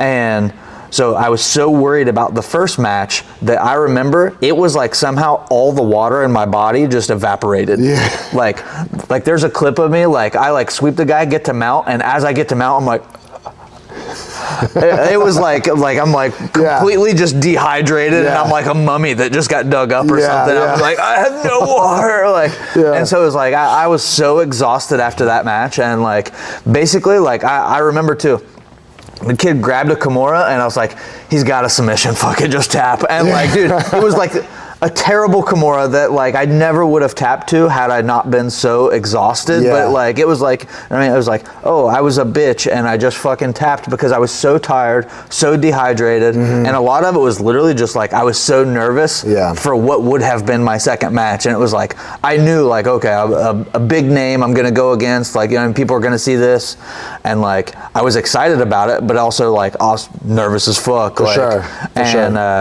And then I remember Oliver Taza was there with them, and John Calistine, and you know what I mean, it was they had a little squad there with them, and so it was man, all these guys are watching too, I watch these guys online, so I just let the nerves get to me, and it was fuck man, I was so worried about that I didn't. 100%. I think some people, that's a great point too, is just the nerves, I think people will watch people compete and be man, they're just not nervous. And it's you'll see that in a lot of wrestlers because they've just been, they're not nervous because they've been wrestling since they were 5. They're it's just competition. They know how to compete. But for other people who didn't compete their entire lives, I still get nervous. I will almost always get nervous. And I've learned more to embrace it, and even further into the point where it's you know, those nerves could be like, oh man, like I'm gonna get real tired in this. I'm gonna have no energy for the second one. And it's like, you cannot think about that. And I think that was a big shift for me, as I used to do the same thing where I would think about the next match and not the match in front of me. And it's like, dude, just go all out. Win this match. Just make it to the next one. We will worry about recovering after. And at least with IBJJF, if you finish quick, dude, you might get like 15 minutes in between a match. Sometimes it's a lot quicker than that, and it can suck. But you also need to understand the rules of IBJJF a little bit too, and just be like, you can ask for more time. Like, I need more time. I literally just got off the mat 5 minutes ago. Like, you have to give me another 5 or 10 minutes. It's like, you can ask for time. But again, you cannot think about that next match. You have to think about the current one. And even on that other point too, where you're like, I'm competing against guys who you're like, I know they're better than me, and like that would make me super nervous. But I personally enjoy being the underdog. I want everyone in the room to be like, yeah, this guy's gonna lose, and it's like, all right, watch. Like, let's see. Like, maybe I'll even just get some good exchanges and be really happy about that. Like, let me get that. You know what I mean? Like, I don't expect to win ADCC trials, but I want to go out there and have, like, I want a really competitive match against some of the best guys in the world. And if I can just impress myself a little bit, you know, I'll be happy. You know what I mean? I do think like even though like for those matches I'm like somewhat nervous, but and it's like because of their name, like like being like the underdog or whatever, dude, that part I feel like kills the nerves. And it's like I remember when I did Fight to Win, and dude, it was like, you would have thought that match was in like their gym, and like everyone cheering for him. I had like 3 people with me, and like I remember when they like announced my name, and I had like 3 people like cheer, and I was like, oh my god, I'm about to bum so many people out. Like, it was like, for some reason I was like, oh this is gonna be sick. Like all the confidence in the world. There were no nerves whatsoever, and it was like, for whatever reason, when I heard nobody clap for me, I was like, oh, you were fired up. Was like, that the Dead Orchard? Yeah. Such a sick photo. I think I still have a photo of you doing a Dead Orchard on my Instagram. So I was like, look at this thing from like back in the white belt days. Look what my friend did. That was like, I mean, one of the coolest matches that I feel like I've ever had. And like, that was one of the reasons, was because of like how I was like pretty nervous before. And then like, dude, when I heard like all the cheers in the world for him and then like 3 for me, I was like, all right, like we're fucking doing this. Like, I think that was one of my best performances. And then I had another one at like a Grappling Industries, where like I was like, all right, just pretend this is open mat and these are all just guys dropping in for the day. And it was like, 4 matches, 4 different submissions, and like, and it was just like one of those days where like I didn't get scored on, submit everybody. And I mean, and that was at brown belt, and then like, I mean, it was all brown belts in there too, so it wasn't like I was competing against a blue belt that happened to be in that division or whatever. Like, we actually had all brown belts that day, but it was like something about like my confidence that day, just based on like, all right, let's just pretend today's open mat. And it changes things when you can get yourself to like actually believe some of that stuff. 100%. When you can like believe, you know, you've put in the work and you put in the prep, and then you, again, like you were saying, like you're worried about what they're gonna do to you. So like, you know, you're practicing defenses to like their straight foot lock or whatever it is. Like, you know, that should be like your side game, really. And like, you need to focus on your game and be confident in yourself. And I definitely have ways that I like to build my confidence up leading for competition. Again, like being the underdog, like for 2023 Worlds, I did no IBJJFs. I was like, I'm going in last, dead last in the seed. Give me all the matches. And then I did the same thing for 2024. Well, I think I had a slightly higher seed, but I was like, I don't want a bye. Like, I want all the smoke. So like, again, feeling like an underdog, I want them all, like give it all to me. I'm curious to know, like, what are some things you do training wise to kind of help build your confidence up for competition? One thing I like doing as it gets close is we'll do drills where the whole goal is first person to score. Okay. I like that drill a lot because there's a lot of different ways you could approach it, right? If it was me and you doing the drill together, I'm like, all right, if it's first to score, I'm not going to wrestle him. He's going to out-wrestle me. So I'm going to have to pull guard. When he pulls guard, and like, dude, we don't even train together all the time. He's going to pass to his right, my left. Yeah. I know he is. Yeah. So I need to be prepared for that. My hip angle should probably be changed off to that side. I'm favoring my left. You know what I mean? And then now I'm going to need to either like get underneath of him so that I can try to off balance him and put him down, or I'm going to need to immediately wrestle back up. One of those two things, that's going to be my approach. And like, so it's like, I'm going to keep hitting that over and over and over again to where I can figure out like, okay, I'm having a hard time wrestling up because I'm too squared. I need to get on my hip more so that I can get up faster, get up to my knee more, or either that, like, I'm like too lazy in the grip fight. I need to get underneath. Like when I pull guard, like I'm not just lazy, hands on the mat pulling guard. Like I'm pulling guard and I'm connecting right away. And I'm pulling them forward as I pull myself under, and I got to get my hips under their hips so that like I can make something happen. Like if it's first to score, like like that's the whole drill, and it's not like, oh, if he scores first, then I'll just make it back later. For sure. Like you're like prioritizing your urgency. Like again, like discipline. I like to even say, like with even a lot of my students, is like no compromise. So like when the grip fighting, like no compromise. We're getting what we like and we're entering it on our own terms. Like there's just no compromise to that. So and we've talked about there's a thing I've heard Gordon talk about where he says the person who dominates the gripping exchange dominates the setups, and whoever dominates the setups generally dominates the match. And so it's like it all came from the grip fight. And if I just let you come up and I'm playing guard and like I'm letting you grab my hands, control my hands and everything else, heavy collar tie on like, me the whole time. Like anything like that, and it's like I don't like it, but I'm not doing anything about it. I'm not doing anything to keep you from doing it again. You've already lost. Like, and it's like crazy how you can think about it. It's like that far in, it's like we're 3 seconds into the match. I let you dominate all the grips, and then I'm like, can't believe you beat me. Like you got to be more proactive with like what you're grabbing, and like, is that even a meaningful grip? Like, or even just resetting yourself to a position where you're like, okay, like start over. Like I didn't win that exchange, like disengage from it and restart. Or like then you start to learn counters. Like now I can work off of this exchange, right? So I think things like that are extremely important. Do you change up the way you train if it's like a large bracket rule set? If it's not just one-on-one person? It's not something that like I have done in the past, but like, I mean, I'm sure it's something that would be of benefit to me because like, I also have that struggle of like, I mean, you'll know this year, like where I'm running a class and like maybe it's like I have a few people competing or whatever, and like I think we have like 8 or 9 that are interested in going to Worlds this year. So like, I mean, I'm going to be trying to run a program for them, and then on top of that, like I got to find time to not only watch them but like train myself. And like it's like some people complain about how like John Danaher, they're like, oh, he never competed, he never like trains with the students, whatever. I think that that's a terrible mindset, and it's just like that's what people have done in the past. But it doesn't necessarily mean that like that's the best route to go. Because like if I am your coach and I want you to win, I'm putting my focus into you.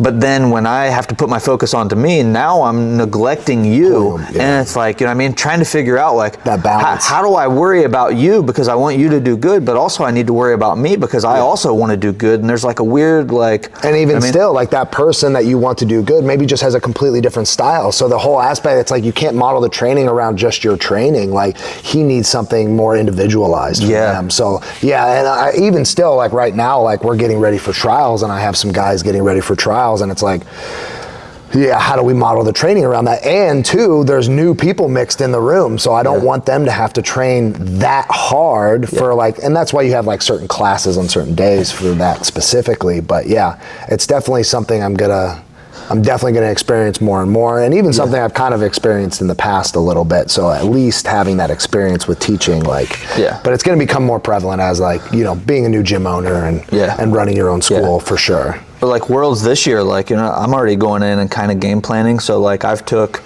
all the people who are interested in competing, looked up their divisions, looked up who won those divisions last year, and then I go through and I watch every single one of their matches. Like, okay, this is what they did from standing, hand fighting. You know what I mean? Like there's a big thing is a lot of what you said earlier with IBJJF specifically. One of the guys that I've completely watched every single one of his matches that he has online is he has never been on the bottom a single time. Never. Yeah. Like he'll start to lose a wrestling scramble and then he'll just make it back up to his feet, completely reset the position. He has never accepted bottom position whatsoever. Like, oh, world champion. And you know what I mean? But out of all of his matches, I think he maybe finished 2 or 3 takedowns. Yeah. And in my opinion, terrible guard passing, but somehow he makes it work. Yeah. Like I don't know how you did that. It's like, I know that other guy is good, but like, and it's like, oh, you're just describing my IBJJF runs, right? No. But like the guard pass was like literally it's like he just jumped over the guard and then like somehow like managed to like, and it was like, oh, it worked. And then like he'll get to the next round. It's like he literally just jumped over the guard again, like, and not just like jump from the feet, like jump from his knees, like off of his knees, back onto his knees, and then was like I don't like, maybe he's like obnoxiously strong or something to where like he's able to just like hold the position so tight to where they can't get knees back in, and it's like, oh, that's scored. Yeah. And then like if they recover, he's like, fuck it, I'm up by 2. Yeah. Like, just ride this out. And then like that's exactly what would happen. And like, and I think out of like all of this guy's matches last year, he had 1 submission. And so it's not like it's like a Gordon that's going in there and it's like, oh, dude, he's finishing everybody. Yeah. Like, but like going through and like, all right, statistically for this weight class, these are common things that are happening. So then I can structure like training around, okay, I'm not a heavyweight, but what do the heavyweights do? What do the heavyweights that win do? You know what I mean? Like, I'm not going to tell Big Ben to like play De La Riva. Yeah, like, you know, for sure. like, so I need to be like, all right, I'm studying the brown belt ultra heavyweights, and this is what's happening. Yeah. And like, this is what's prevalent in their division. Yeah. Like, these are the type of things that win. These are the guard passes that seem to work. Like, and like, so it's like, all right, I need to put him in these positions to where he can focus on these things, whether it's offense or defense. Yeah. Like, and then, you know what I mean, same thing with, you know what I mean, we got Nick and then Ashton and things like that, and it's like, all right, we need to focus on these guys, put them in these situations, and that's stuff that like, I mean, obviously I'm doing that outside of class time too. Yeah. So it's like, that's you know, a lot of mental effort for sure. Yeah. And taking all those notes and writing those things down and be like, all right, like, you know what I mean, out of 7 matches, this guy scored 4 points, but like those 4 points won him worlds. Definitely. Like, and so like, again, it's like, all right, this is a guy who obviously plays the rules very well. Like he doesn't do a whole lot offensively, but he's so tactical. Yeah. He doesn't get scored on. Yeah. And so we need to figure out like, okay, how would we score quickly on this guy? And maybe we got to get up 2 on him, put a little bit of urgency on him to where now he's going to engage more. He's got to catch up. Yes. Like, so I think like those little drills like that where it's like, all right, you got 1 minute, put 2 points on the board. Yeah. Like, or even drills where like put them in a bad position. Like, you know what I mean? Start you off in bottom side control and tell you like, hey, Dan, you're down by 2, 1 minute left. Yep. Like, you know what I mean? You're going to create some urgency. So, like, not just like, oh, I need to recover and get back to guard. No, that doesn't score. Yeah. We got to get up, get on top, like whether that's with a sweep or you get all the way back to your feet and then you hit a takedown. Yeah. Like, but then it's like, all right, we tied it. So, like, we got to try to take down and pass. Yep. And you got 1 minute to make all that happen. And then, like, as a result, your cardio probably got a little better too. 100%. Like, you know what I mean? This is how you're just literally describing how I structure my competition class. So like we have a competition class tonight on Friday, and it's literally the same way. It starts with wrestling exchanges. We start on the feet, right? And then we start working through, and this is a lot of like what Ruben would do and we would do at Queen City, right? And then I start to get more specific as we lead up to competition. So like the first quarter of class is like, okay, these are all 1 minute goes, and it's like short points, like, okay, we're starting in like standing ashi, right? Bottom person is up by 2, right? And top person, so you got to get out and pass, right? But it's a minute, so the exchanges are going to be quick. Like you have to either make up those points, right? And I'll usually be like no subs, like just work for the points, so you have to like focus on that. And then as the class goes on, the time gets longer, but the points become larger in like now you're down 5. Yeah. So now you got to figure it out, like, and you're starting like on bottom. He just mounted you. So you need to get out, figure out an exchange, right? And get to those positions and run them through all these different scenarios over and over and over again. So they just build up confidence from those exchanges in their ability also to win those points. Because that whole debate is like sub only versus points, and it's like, yeah, like sub only is better. Like we want the submission. Everybody wants the submission, but if you're so focused on the submission and everybody else is focusing on the rule set, you're unfortunately going to get left behind. If like, then why'd you just come to do this rule set thinking you're going to just sub everybody? Like you, unfortunately, sometimes you have to play the game and you need to like focus on the rule set and keep that a factor, because then you run into that guy who's not going to, like you're saying, you know, he doesn't get any takedowns. He's just tactical about everything. That's going to be a really hard opponent to run into and to deal with, and he's going to make you work way harder to get any exchanges going. So especially if you didn't prepare for it at all. Exactly. Like, you didn't prepare for it at all. Yep. Like, you know what I mean? It is going to be very tough. Like if I didn't like have some sort of game plan, like, okay, this person might do this, like, you know what I mean? Like, how would I approach a better wrestler? How would I approach someone who's going to pull guard on me? I can't play guard on them. So it's like, all right, I need my passing to be good. I need to make sure that like I can score on a guard puller. I can score on a better wrestler. Like, I mean, and then also like, I mean, working out of those bad positions and like almost finding like little pathways where it's like, on a better wrestler, this is the situation that will probably present itself. You know what I mean? Like probably something like getting into the legs is going to present itself more, depending on how good they are with like their head position when they guard pass. And so then obviously that means if they have good head position, now I really got to work on that hand fighting we talked about earlier. Like if I don't hand fight, I'm never going to be able to get to the legs. Like it's like trying to go through a wall. Like and if I just like randomly do this, you're going to get past. Like you got to have a way to fight to the inside and get in there and all that. But do you find that like it's something that I've even noticed, like with new students who like have, you know, aspirations to compete and like they want to get to that level, or new people that are like maybe getting into competition more, maybe they've been training a long time and they're getting into competition more, but like those habits, it's like I find it's extremely hard to teach urgency. You have to like get them in the situation and be like, no dude, get up. It doesn't have to be the most technical. I need you to cause a scramble and get to your feet. And like I find that's like, even with new students, it's like, hey, don't fall over. You know what I mean? Don't flop over. Like stay on top. Like post your hand. Like you're holding on to this for so long, you're easily just getting rolled. Like sometimes we need to post, and yeah, they're gonna get something. You might be worried about 10 steps later, but worried about what they're doing to you right now, kind of thing. So I feel like a lot of people like as we're getting ready for IBJJF and even trials or just ADCC opens in general, like when you get to that point section, urgency. Like you can be more relaxed, but then like you start creeping in, like if it's a 6-minute match for trials or whatever, and you start creeping up to that 3 minutes and you're on bottom, but you're a good wrestler, why are you staying in that position? You're just gonna let them keep you on your back. Like maybe they're really good at guard passing and they're not good at wrestling. So like don't give them that position. Like get to where you know you're confident and you're gonna win that exchange. So like teaching that urgency to be like, hey man, get up. What spot do you get into where you know you can score quickly?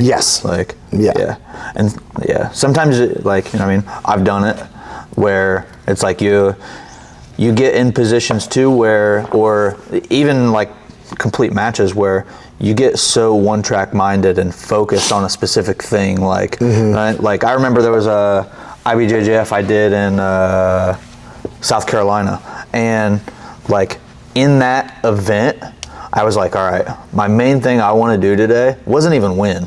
My main thing I want to do today, I want to hit a berimbolo to the back. And like, but I got so focused on that like, dude, I remember in the finals, I was so worried about getting a fucking berimbolo that like the ref even told me afterwards, he's like, dude, you were so much better than that guy and you should have won that match. Really? But like, it was literally like, and like that was coming from the ref. Like he raised the other guy's hand and then came up to me afterwards and told me that, and like, I was like, God damn it, dude. Like, but it was just like one track minded, and it was like, I did have a specific thing, and like, it wasn't that like, I was like, really bummed out about it. Like it was like, like taking first instead of second would have been cool, but like hearing that from a ref was like, yeah, you're right. I could have done better. Yeah. And like, it was a lot of just like the way that I approached it, and like, I mean, constantly trying to look for like that specific way to force a back take. Yeah. And like, it was a lot of just like, cause that's what I had been working on at that time, was like, all right, I'm going to hit barambolos from every position. Like, it's like, oh, you grab a hold of my legs, I can barambolo. You don't grab a hold of my legs, I can barambolo. I pull guard, I can barambolo. Yeah. You pull guard, I can barambolo. Like, and it was like I got to a point where like I felt like I could start finding them from everywhere. But then I was like, all right, now I want to hit one in competition and show people that like I could do one from anywhere. And it was just like, that guy was so like tactical at like staying just far enough away from me to where I could never like get access to his hips to get all the way to the back. And it was like, and then it was like, oh, I just spent 4 or 5 minutes hunting that one thing. Yeah. And then, and then I don't remember exactly what happened, but at one point he ended up getting on top, and I was like, man, like I can't get him off right now because he's literally just trying to hold. And I remember I just stuck my arm up in the air, and I was like, if he goes for this arm bar, I'll get out. Yeah. And like, I was so confident in my submission escapes. Yeah. And then sure as shit, he went for an arm bar, and like I was out in 2 seconds. Yeah. And like, so it was like, that's what got him off of me, him trying to finish the arm bar. And then all of a sudden I'm up standing, passing the guard, but then ran out of time. And I was like, fuck, had I not wasted all that time chasing the barambolo, and this situation would have happened earlier, then, I mean, it would have gave me that extra 4 or 5 minutes to pass the guard and like score points and win the match and everything else. Like, it's that strategy. Yeah. It matters. Like, even in the room, like if you're coming in to train and you're just like, man, I want to hit this today. But you, like, if you're so focused on the finish or that submission or like whatever exchange you're trying to have, you'll tend to just never see it and get really frustrated with yourself. You're like, man, I never got to the thing I wanted to get to today. And it's like, man, you have to take it back a couple of steps, just even in the room, to be like, okay, I want this, right?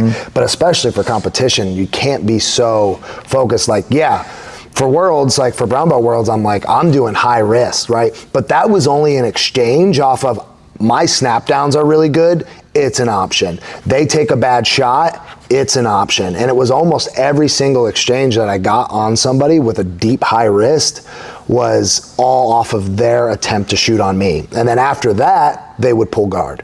And I was like, okay, now it's just back to my passing, and I know I'm good at passing, right? So it wasn't my sole focus, but it was like, okay, like this is probably what I'm gonna get the most submissions with if people decide to wrestle. But having all that other strategy and all that game plan in place of like, okay, like if I could threaten them enough from the feet to where they're like, I don't wanna wrestle this guy, I don't wanna shoot on this guy, they're gonna pull. Ultimately, that's my final goal, is like, yeah, just pull. Make it easy for me to pass. Yeah. Right? A few moments later.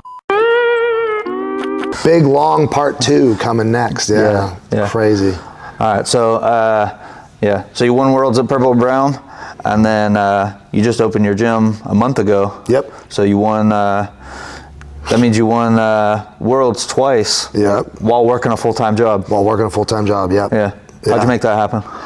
So, I don't know, I feel like a lot of people will give themselves an excuse, you know, when they're working a full-time job, but the best way to get that done is to, you know, prioritize your training when you actually show up to class. Like, although we come here for social time and, you know, it's fun to, you know, hang out with your friends and learn some jiu-jitsu, but take your training serious. Like, when you're in here, you're learning, you know, you're prioritizing like, hey, what is my goal? If my goal is to win Worlds and do well under whatever rule set, like, you need to be in training, focused, right? Paying attention and getting the most out of each day. Even if it is, you only can make it 3 days a week, you have a family, you have kids, you're like, man, I only have time for 3 days, you know, 3 days a week. 3 days a week is still a lot. You can get a lot out of it, and there's a lot outside the gym you can do too, whether it's lifting, strength and conditioning, going on a run. Like, you need to prioritize and make it a time, but you can do it with a full-time job. You can do it with a family, right? You just have to get the most out of training when you show up.